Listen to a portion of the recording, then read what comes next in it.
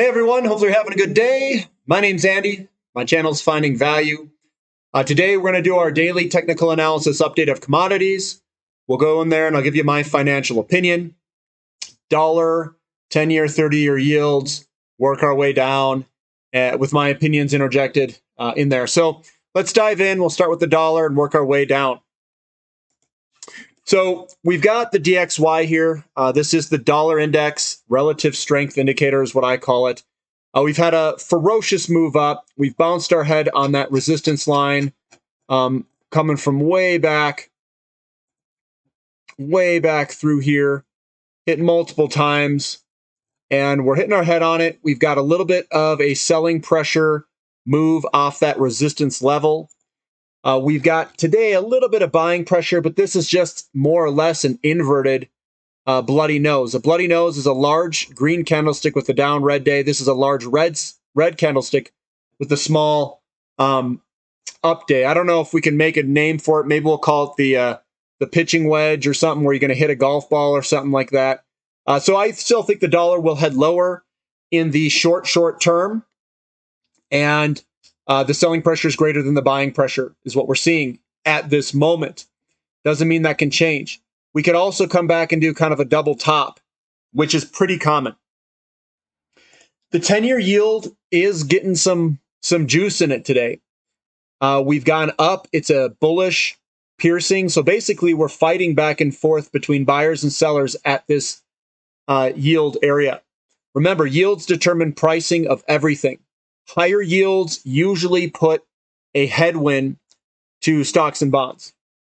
TLT heading lower. This is a bearish engulfing, which means we could head potentially lower for a statistical probability at least.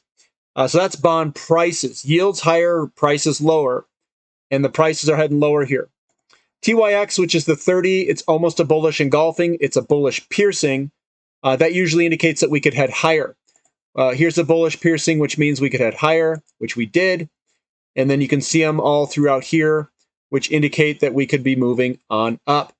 Those are very short-term candlesticks, just a short-term bottom where we could head higher.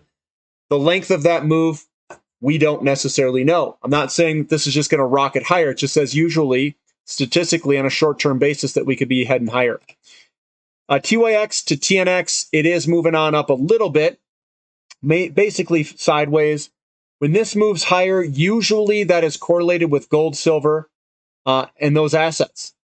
Gold, well, I'll start with the commodity index. Commodity index, slightly lower today, bouncing off this resistance line. We'll see which way we go. I think that we're going to go sideways for a little bit before either heading up or down. But that's what we've got for right now. Gold moving sideways, wick at the top. I usually like to see a little bit more buying pressure than what we've got here. So it does show that there's some sellers still lurking in gold. Silver, yeah, it was higher today. We do have a little wick at the top. A little bit of sellers still exist out there. It wasn't a strong finish closing. We've got platinum with a big wick at the top. We're right at that resistance line. We'll see if we can break through all this this next week. XEU to gold ratio up a little bit higher, a little bit of wick at the top, meaning that the gold and silver miners blasted higher and then came back a little bit, or gold pulled back. Well, it'd be the silver miners pulling back a little bit. EXK, there's your little pullback there, but we're breaking out of this. Oh, yeah, that's EXK. SILJ, right at support, heading a little bit higher. That's looking better, obviously above its support level. So we just dipped down below that support level and came back up for SILJ. GDX also heading a little bit higher. Again, we're in these support regions where we've got lots of buying and selling pressure. This is usually a good spot to see a turn for the overall metals and mining companies. Crude oil getting hit a little bit today, down 2%. There we are right now. Which way is this thing going to go? Not exactly sure. It looks a little bit, actually, we've got bullish, very short term, but we're in a bearish kind of downward trend that we're going in. So we need to see some buyers step in here or the sellers push us lower.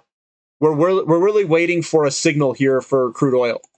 Natural gas, I do think this is going to head a little bit lower back to this area in the fall. That very well could bring oil down with it this fall, which would be great for buying opportunities. I think that the supply-demand fundamentals in oil and natural gas are unparalleled in relationship to history. They're incredibly tight. And when this SPR release is complete, we're going to see some big moves to the upside, in my opinion. But in the short term, we're coming under some selling pressure, and I think that's all very good for accumulating shares in your favorite companies. And XOP, yeah, you know me, it is moving sideways, but I think in this general vicinity, we're seeing some buying pressure in these exploration production companies, and I think it's a good spot to be getting, nibbling away at. I think we're in the general vicinity of what's good. If it gets down here, that's even better for buying opportunities. So I think this next month will be a good one to look for buying opportunities in oil and energy services. Energy services is doing the same thing as the production companies. We're just moving sideways. We could have a little bit more bouncing around before a move higher for this next month. And it's going to be volatile, guys. Get ready. It's going to be volatile. Uranium moving sideways on the futures pricing. So we're just moving sideways. We're in that dead period where we came down. Buyers are starting to equal the sellers. We popped higher, and we're in that dead period before, hopefully, a move higher. The Sprott Physical Uranium Trust putting in a fat up candlestick, closing strong right off support. That actually looks really good. Good volume, too. I think this looks fantastic from the Sprott Physical Uranium Trust. Uranium just trading sideways, but I still like the way it looks. We've got a large up day, 2 smaller down days. I think it will head higher here. I think it still looks pretty solid. CCJ also putting in the 2 small down days. So we've made much more ground upward, small selling pressure. I think it'll work its way on higher. So that's looking better. And we had a very mixed bag for the entire sector. TAN right coming back to support. That's looking all right. And we'll see which way this thing goes for TAN. COPX moving sideways. I still think this is positive. 2 small down days, big flag pattern that we could head higher for COPX. CRB to S&P 500, nice big bullish engulfing.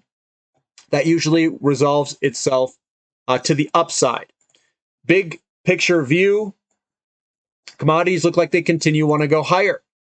And remember, this is with oil kind of pulling back a little bit.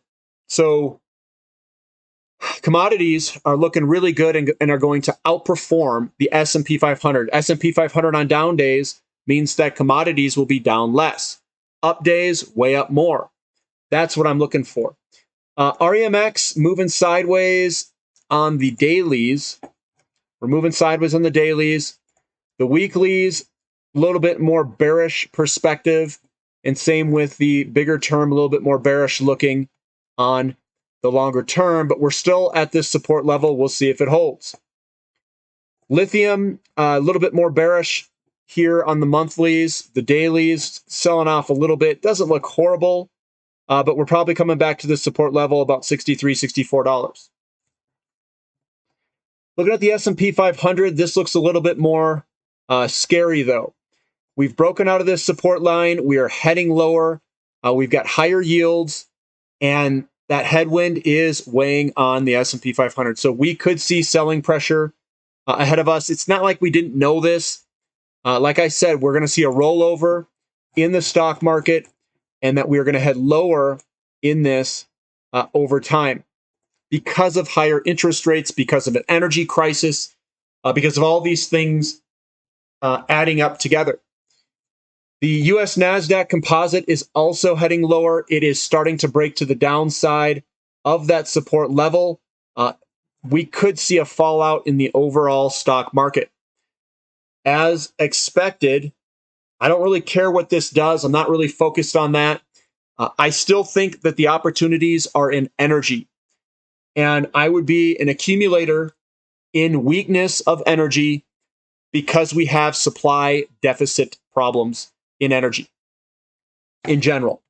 EEM also heading a little bit lower. We're way down here. Again, this is going to be highly dependent on the dollar. And if the dollar strengthens, we could break even lower for the emerging markets. We've got XHB, which is the home builders ETF. This is definitely, I think, going to come back at the support level of $47, $48. We're going to head back down there, I think, with the overall markets heading lower with the way that they look. Lumber heading a little bit higher, getting a little bit more buying pressure today, but still in a downward trend fashion. We've got nickel launching higher today. That's looking a little bit better. We've got cocoa futures remaining strong. I think that looks really good to go long in for cocoa futures. I'm not long in it. I'm just saying it looks good from a chart perspective. Wheat heading higher still looks good. Soybeans getting a large selling pressure down day today. This could see further downside here in soybeans. This is a continuation pattern most likely, and we could see lower downside for soybeans. Corn, a little bit of a wick at the top. This could be rolling over. We could see some downside pressure. I think, as the overall markets, if people get scared or spooked, if we get a big sell-off, it could be great opportunities ahead of us to be picking up energy. I think energy has the best risk reward, and I don't think anything's really priced in it. Demand is still eating through inventories, and I'm just saying that in general. So these could all roll over, given where we are with the overall markets. And copper's putting in a little small down dates. Nothing to worry about yet. We could see this head lower though in the short term, based off the candlestick patterns. What we did here is we came up and we got a selling pressure, momentum reversed to the downside. That looks like it's going to head lower to me in the short term. Moo heading a little bit lower. It's not reversing. It's not supposed to, with the S&P 500 selling off like it is, and the NASDAQ. People are getting a little bit afraid.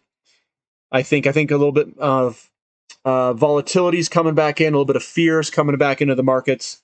Aluminum also heading a little bit lower today. There we are, heading a little bit lower. We've got the Baltic Dry Index also right at resistance support, pulling on back a little bit, but the overall sector didn't look as bad in that. So that's what we've got for today, guys. On the overall markets, I think uranium probably looks the best of the crew. As weird as that sounds, we'll see what happens with the overall markets. We could get dragged down lower with it, even in uranium, even in oil, and these other energies, even though their supply-demand fundamentals are improving. We just have to be patient. Remember, this is a financial game. We've got the physical markets. We've got the financial markets. The financial markets can pull you down and separate from the physical markets.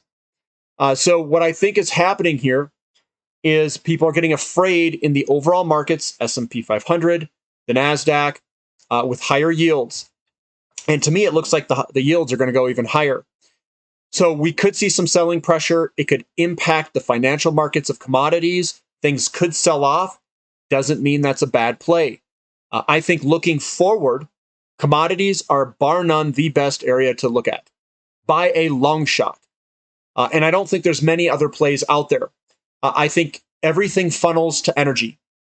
So energy is, I would say, the supreme commodity at this time, in my opinion. And you could choose whichever one. Natural gas in America I like. And then you've got oil that I like a lot. And then uranium. Those are my energy plays. And you could do coal as well. I just think that uranium and oil are my two favorites. Looking at the charts, oil still may have a little bit more time to develop. And I think we'll get it after this SPR release is done. And then when people figure out the markets and how tight they are, then it's game on, baby. It is game on. Post in the comment section, game on, baby. Coming up this winter. I know we're a little bit early, but it's going to be game on. If you guys like the content, give me a thumbs up, subscribe to the channel. We've got a question and answer session, 7 a.m. Mountain Standard Time, Saturday, 10/1. 10/1 Saturday, guys. I'll see you there if you're a platinum member on the website over here. And definitely sign up. You can ask me a bunch of questions. I'm going to go over some of my favorite companies, what I'm doing with the portfolio. I am consolidating some of the companies into what I think are strong, highly leveraged companies to the price of oil moves. I also think there's some good uranium companies that are putting down some good uranium charts, and we're going to talk about it all tomorrow at the Saturday meeting for you Platinum members. All right, guys, we'll catch you later. This is Finding Value.